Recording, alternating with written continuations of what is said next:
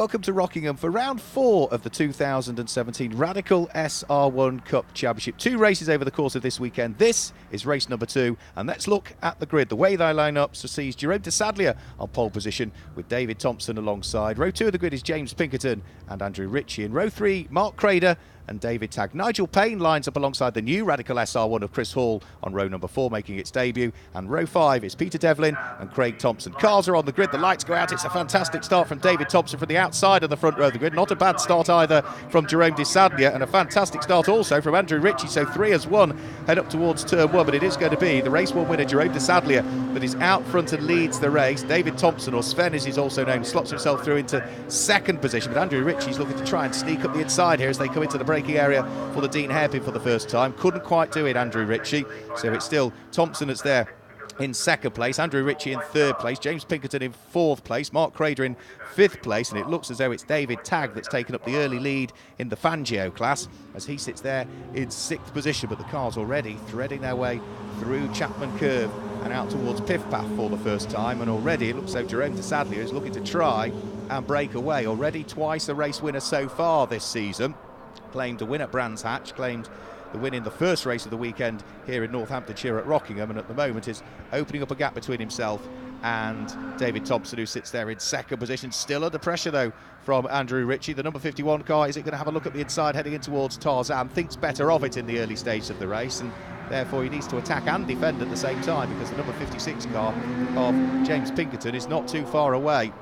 So here they come down the School Straight. Already you can see the 5 or 6 car lengths advantage the race leader has built up in the early stages. Then the trio fighting over second through to fourth position, with the white and black car of Mark Crader just that little bit further back in fifth place. But what a first lap from Jerome de Sadlier. Over the start finish line he goes in clear daylight with this trio of cars far enough behind him so as to not have to worry him. He won't need to look in his mirrors because he'll know that he's built the advantage in the early stages.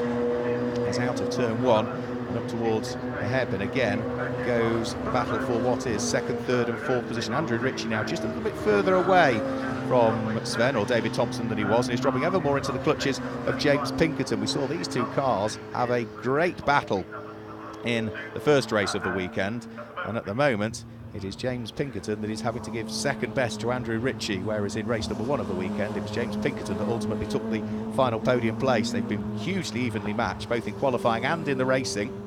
Let's see what they might be able to do. At the moment they're rolling their sleeves up and getting on with it as such as they head out of Piffpath. The number 51 car with its red light covers is that of Andrew Ritchie. The one with its light blue and darker blue light covers, number 56, is James Pinkerton.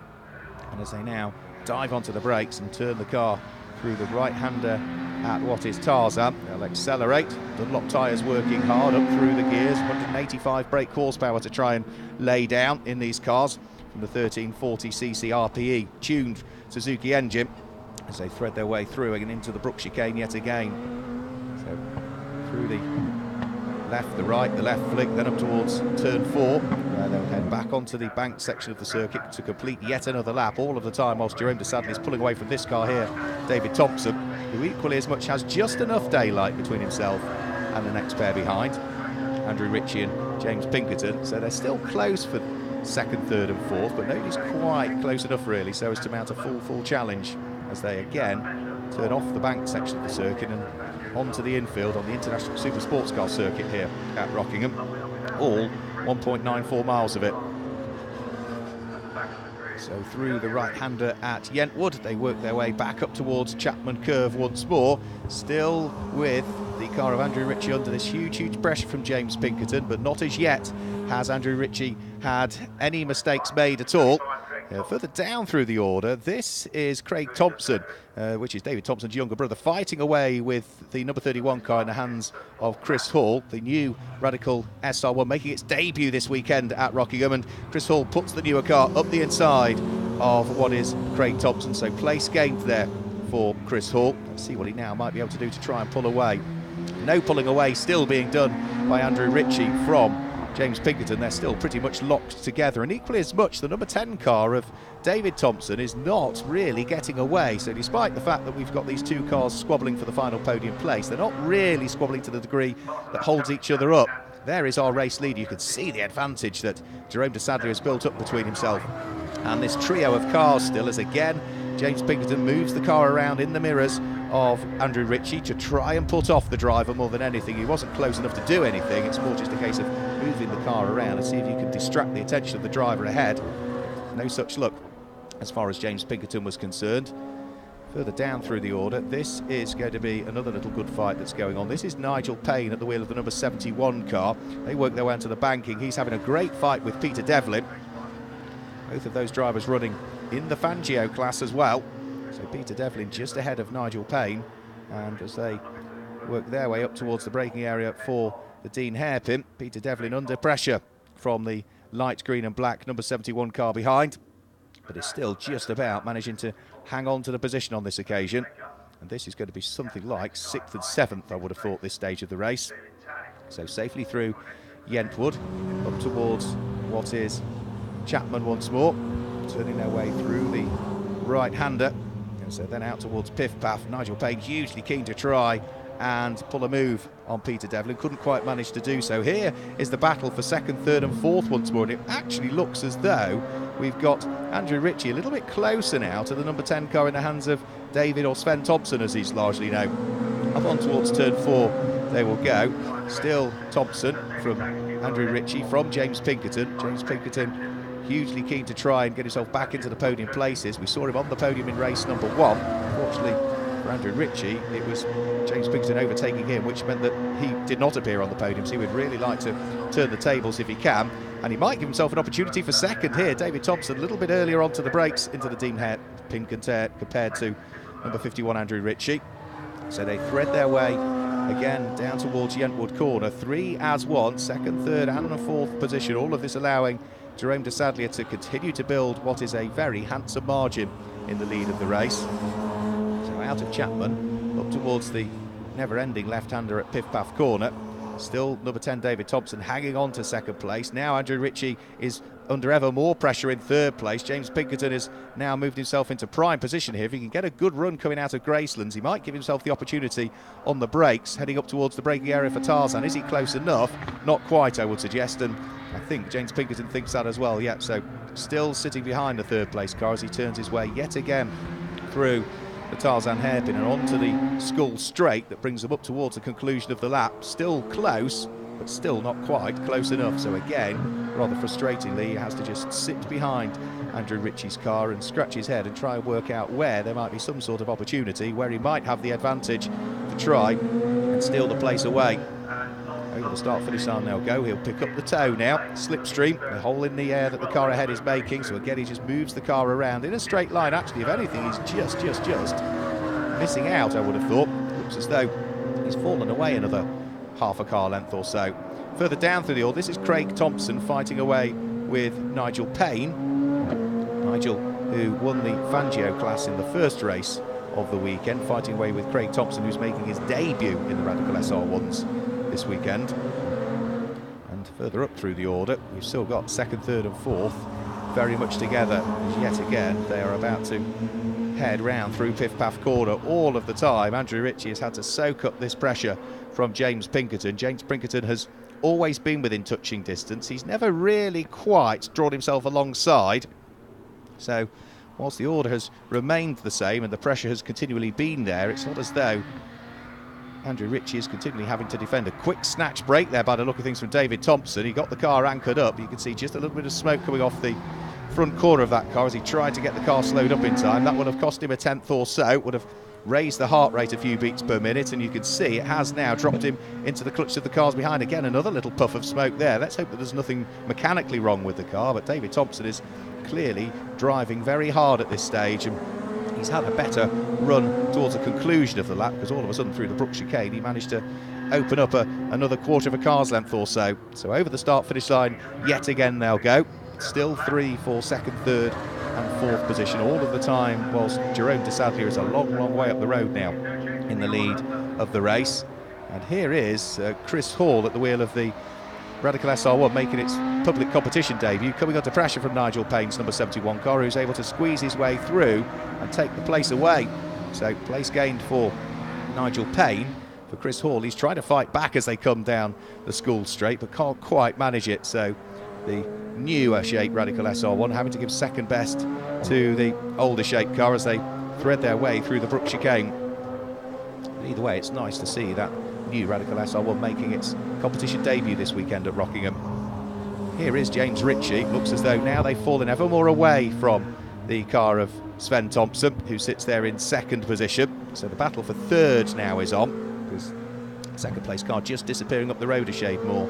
Andrew Ritchie really has done a superb job of just not making a single mistake. If he positions the car on the apex of the corner and gets a good drive coming off the corner each time, which is what he appears to be doing, it makes it very, very difficult for James Pinkerton to do anything about it. So through what is Tarzan, they'll work their way onto the School Straight yet again. Order still remaining the same, with Andrew Ritchie still by his fingertips clinging on to third position. James Pinkerton, despite everything he's thrown at it, which has been largely everything including the bathroom sink, he's not as yet still been able to move himself through into the potential podium places. He's still having to give second best to what is Andrew Ritchie. As again they conclude another lap, threading their way through the flat out left-hander at turn one once more on the banked oval. We heard from some of the drivers just how daunting that corner is, and well, whilst it's one of those that they show enormous amounts of respect to, they can't afford to show it too much respect, otherwise you just simply lose time. Here we go, we're almost side by side now. James Pinkerton this time's almost got the overlap. He's got two wheels on the grass heading in towards what is Yentwood corner. Defensive work, but fair defensive work done by Andrew Ritchie means that he still hangs on to third position, but James Pinkerton for the first time really there saw some glimmer of hope in his aspirations to try and grab another podium place. He was third in the first race, with Andrew Ritchie finishing in fourth place. Well, at the moment the order is reversed and Andrew Ritchie is having to work tirelessly hard to try and maintain this very slender advantage he's got between himself and James Pinkerton, as again they head out of Graceland's corner. James Pinkerton, is he going to have a look this time as he heads in towards the braking area for Tarzan? No, can't quite do it. Andrew Ritchie braking just as late as he possibly can means that James Pinkerton has no opportunity again. He gets the power down nice and early coming out of Tarzan corner, a couple of black lines being left, but just a beautifully controlled power slide coming out, and they are still very much locked together. What is there, half a car length at the most between them as they get to the apexes of the corner? Of course that gap opens up as they head onto the straight, which is what they're about to do now, and all of this squabbling is just allowing, you can see the number 10 car of David Thompson to just pull away another half a car length every lap. He's increasing the amount of daylight between himself and this pair, who have still got their sleeves rolled up and are slugging it out over what is third and fourth places. Here is Chris Hall. He is under pressure from the car behind, and that looks as though it's going to be a change of order there. Yeah, so Chris Hall loses another position there as squeezing his way through goes Craig Thompson. So place gained for Craig Thompson. That will now put him up into 8th position. Down to 9th will go Chris Hall as they head out of Tarzan and along the School Straight. As they're doing that, the race leader will be a long, long way up the road, about to put a lap, by the look of things, on the number 5 car of Peter Devlin. So Peter Devlin is going to go a lap down as Durenda Sadlier squeezes the accelerator pedal and scythes his way past him on the School Straight. And with the traffic having been dealt with, he's got plenty of time to do it. There's no such worries for him for the remainder of the race, I wouldn't have thought. He's not likely to catch any more traffic. We've still, however, got this super battle going on for what is third and fourth place. James Pinkerton, driving the wheels off his number 56 car, cannot pick the pocket of Andrew Ritchie. So they've got another lap or so in which to try and sort it out. And here, by the look of things, we've got another good little fight going on. This is going to be within the Fangio class as well. This is number 95, David Tagg and Nigel Payne fighting over first place in the Fangio class and what is 6th and 7th place overall in the race. So they're turning their way through Graceland's corner. Nigel Payne looking to try and make it a double in the Fangio class if he can, but certainly for David Tagg, who had a spin in race number 1, had to work his way back up through the order. He's got other ideas about this, and he has another spin. David Tagg spins it again by the look of things. That allows Nigel Payne to squeeze his way back through and into the lead of the Fangio class. And well, for David Tagg, well, he had a spin in race number 1 which gave Nigel Payne the Fangio class lead, and it looks as though he's done exactly the same in this one as well. And here is still that great fight we've got going on for what is third and fourth position. Andrew Ritchie still in third place, and for James Pinkerton in fourth place. He's been trying to attack for the vast majority of the race as they're on their last lap and is now running out of time. He's running out of options, and I do fear he might even be running out of ideas because Andrew Ritchie has just driven superbly well. He's got one more opportunity at the hairpin up at Tarzan. There's another opportunity on the brakes at Brook, and by the look of things, no, he's not quite close enough at Tarzan as they turn their way through the hairpin as the race leader comes out of turn 4 for the final time to take the checkered flag. It's a double win at Rockingham for Jerome de Sadlier, but who's going to finish in second, third and fourth place? It does look as though David Thompson should be good enough for second, but third and fourth might be decided on the run to the line. It's been a good defensive drive from Andrew Ritchie to try and keep at bay James Pinkerton. He's largely done it, and the one thing he won't want to do is get mugged on the way to the line. David Thompson comes through and finishes in second place, and Andrew Ritchie does finish in third place, with the hard-charging James Pinkerton having to settle for fourth place in the end. So confirmation of the results then. It's the second win of the weekend for Jerome de Sadlier, with David Thompson in second place and Andrew Ritchie this time in third place, completing the podium. James Pinkerton was fourth ahead of Mark Crader in fifth place. Nigel Payne was sixth. David Tagg, Craig Thompson, Chris Hall and Peter Devlin complete the podium. So 3 very happy drivers on the podium. Let's hear from the top 3. I got to thank the guys at 360 Racing. They did a really good job preparing the car. We had a few issues on Friday. They really worked through them, and great result. I'm very excited. Must give you great momentum for the next round that's coming up. Yeah, I'm really excited. I've never driven at either Donington or Snetterton, so everyone tells me they're great tracks. I'm really excited to get out there. I'll have no training, so just a Friday and then straight on race day. Can't be any happier than that. The race was a little bit easier than the last one because I managed the gap better. I didn't let anyone catch up on me and pull away and catch up and pull away. So yeah, happier all around really with that one. Pinkerton was on my wing from start to finish, and this time I concentrated on looking ahead instead of behind, and I managed to keep ahead of him. It was close though. It was horrible. It really was. He never went away, but equally as much you didn't make a mistake and allow him the opportunity. I made a mistake second last lap. I was in the wrong gear coming out of Dean, and I thought he had me, but I managed to block him off and hold it on for another lap. But yeah, he just didn't go away. Well, that's all from Rockingham and the Radical SR1 Cup. Join us next time when we're at Donington Park in August.